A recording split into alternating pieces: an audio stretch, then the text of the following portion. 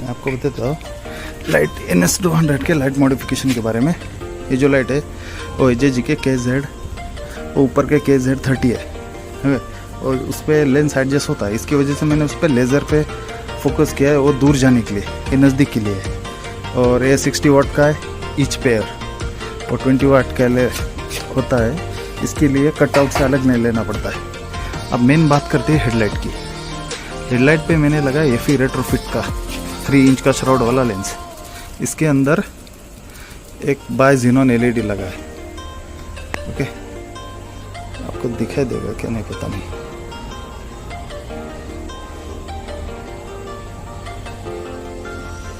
देखो अंदर GS का ज़ीनोन लाइट लगा है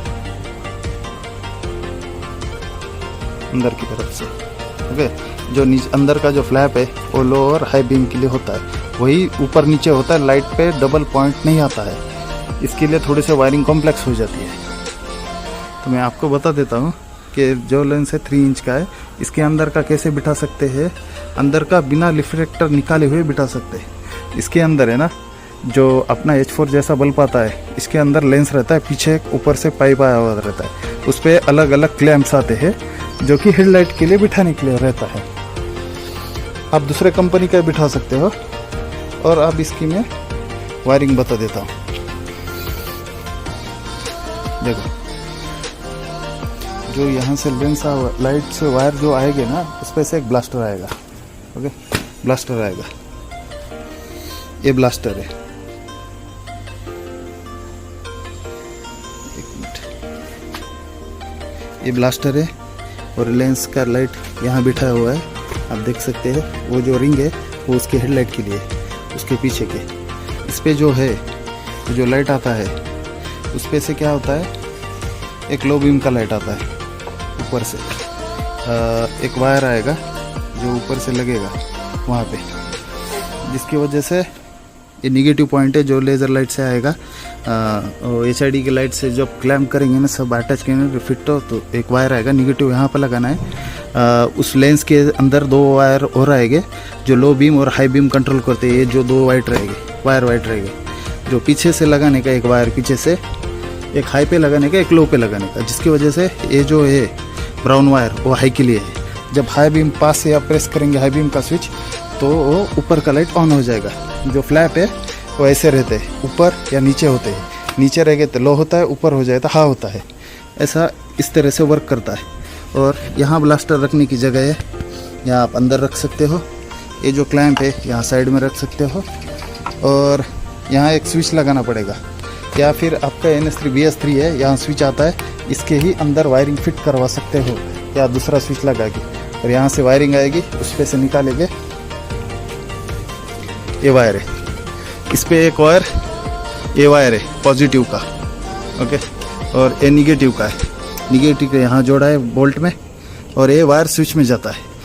ये स्विच अगर ऑन करेंगे इग्निशन तभी ऑन होता है, नहीं तो नहीं चलेगा। ओके, तो इसमें ज़्यादा कोई दिक्कत नहीं आएगी वायरिंग में। ब्लास्टर यहाँ आराम से बैठता है, थोड़ा सा ऊपर नीचे एडजस्ट करके बिठाना पड़ेगा। पर इसकी लाइट बहुत तेज़ आती है, आपको किसी लाइट की ज़रूरत नहीं पड़ेगी। अभी मैं ऑन करके दिखा देता हूँ आपको।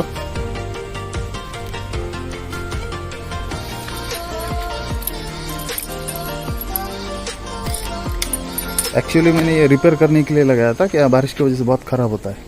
देखो जब ये ऑन होगा तभी HID ऑन होगा।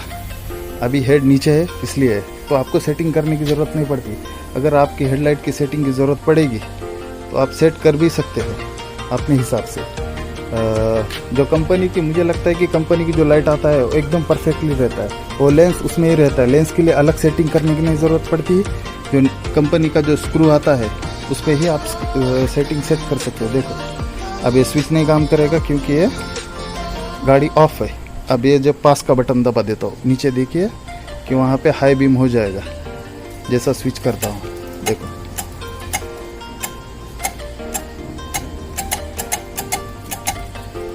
ऐसा होता है।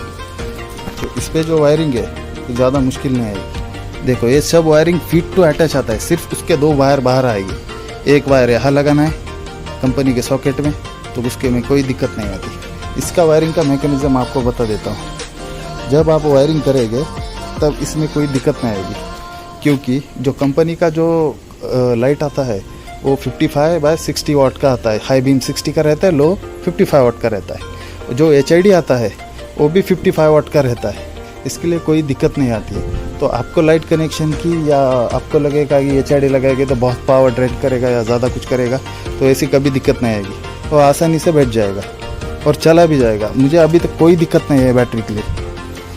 वायरिंग पे करते वक्त अगर आपको इशू लग रहा है तो 2 फ्यूज़ हमेशा साथ रखें, जो यहाँ पे ग्लव कंपार्टमेंट में है। जब मेरी वायरिंग ख़राब हुई थी तो ये फ्यूज़ उड़ गया था 20 एम्पीयर का, तो मैंने जुगाड़ करके लगा दिया है। इसकी वजह से कोई दिक्कत नहीं आएगा।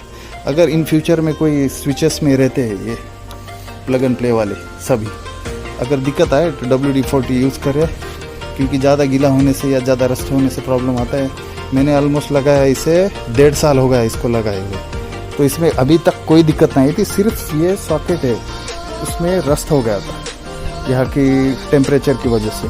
यहाँ कोकन में ज़्यादा टेम्परेचर के होने से उसका इफेक्ट आता है, इसके लिए इसमें पूरी दिक्कत आई थी। कोई दिक्कत नहीं है, मैंने वायरिंग सब करवा दिया, सिर्फ बिठाना है। मुझे कुछ इमेजेस डाल दूंगा जो पे हाईवे पे रिज़ल्ट आता है, एकदम सही रिज़ल्ट आता है।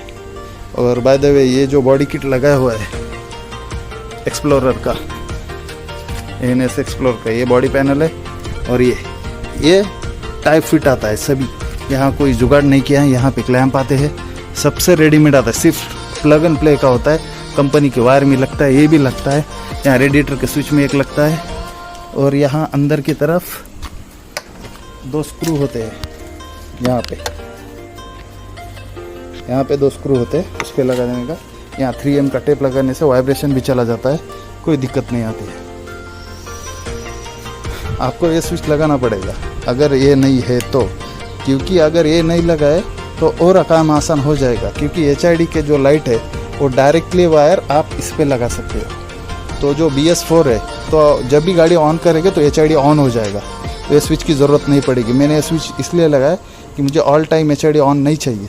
अगर BS4 की वजह से वो आसान हो जाएगा, डायरेक्टली यहाँ पे स्विच लगा दो, गुड टू गो हो जाएगा। कोई इसको वायरिंग करने की, ये वायर लगाने की या स्विच लगाने की, ये अलग अलग कनेक्शन देने की ज़रूरत नहीं है। सभी स्विच इसमें लगा दीजिए। इसमें लगाने के लिए कैसे लगाना है, फिर इसमें 2 वायर आएंगे। ये जैसा ब्लैक है वैसा ही ब्लू एक वायर आता है, देखो यहाँ पे। ओके, जो ब्लू वायर है वो यहाँ साइड पे लगा देने का, और जो ब्लैक वायर है यहाँ पे लगा देने का, और जो ब्राउन वायर है ये वो ब्लैक के साथ लगा देने का मिक्स करके, और जो वाइट वायर है वो ब्लू के साथ मिक्स करके लगा देने का। जब भी ऑन करेंगे तो डायरेक्टली HID ऑन होगा, या हाई लो पे लो हो जाएगा, तो कोई दिक्कत नहीं है। मेरी गाड़ी ऑफ है इसलिए अभी नहीं दिखा सकता, ये सब स्विच फिटिंग करना है, इसलिए जब हो जाएगा तो पूरा रिजल्ट आपको दिखाई देगा। और जो लेंस का है, देखो यहाँ पीछे रिफ्लेक्टर है मेरा। ओके, मैंने इसे ब्लैक आउट किया है स्प्रे करके, तो आसानी से बैठ जाएगा। अगर अच्छे पैसे और इन्वेस्ट करेंगे तो इस पर एक श्राउड भी आता है जिसे DRL बोलते हैं, रिंग का, वो पूरा ढक जाएगा। ये जो एक्सपोज हो रहा है, देखो ये जो स्क्रू वॉल्स वो दिखाई दे रहा है ना, वो एक्सपोज हो रहा है, वो एक्सपोज नहीं होगा, पूरा ढक जाएगा। उस पर अगर ब्लैकआउट कर दीजिएगा तो पूरा अच्छा हो जाएगा। ये जो स्क्वायर दिख रहा है पीछे वाला, वो दिखाई नहीं देगा, उस पर अंदर के DRL आएगा। बट वो बहुत महंगा था, उसकी कॉस्ट वो 2,500 बता रहा था, इसलिए नहीं लगा। और एक बात, इसकी कॉस्ट आती है लेंस की 2,500 तक आ जाएगा। आप सेकंड हैंड मार्केट में से लेंगे तो अच्छा रहेगा, क्योंकि सिंगल पीस में मिलता नहीं, 2 पीस खरीदने पड़ेंगे, तो 5,000 तक कॉस्ट हो जाएगा। और जो लाइट है मैंने लगाया GS का, GS Xenon।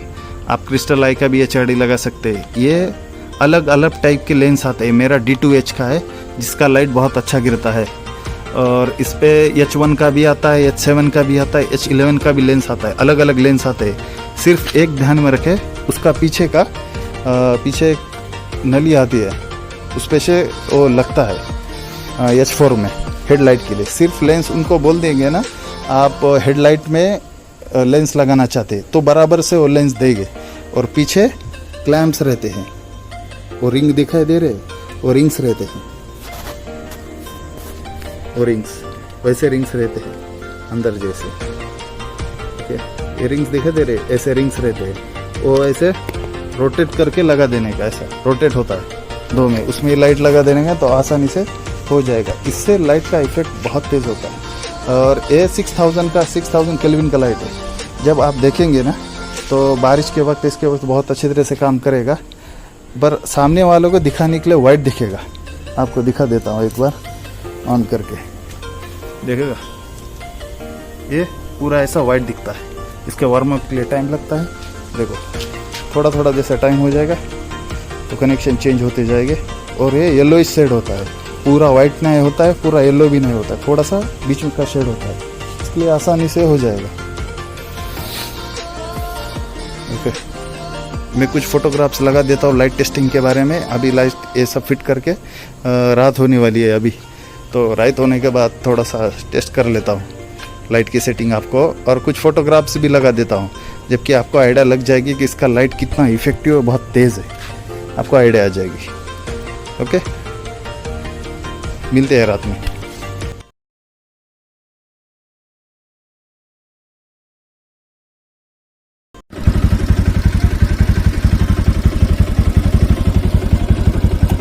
High beam plus laser light.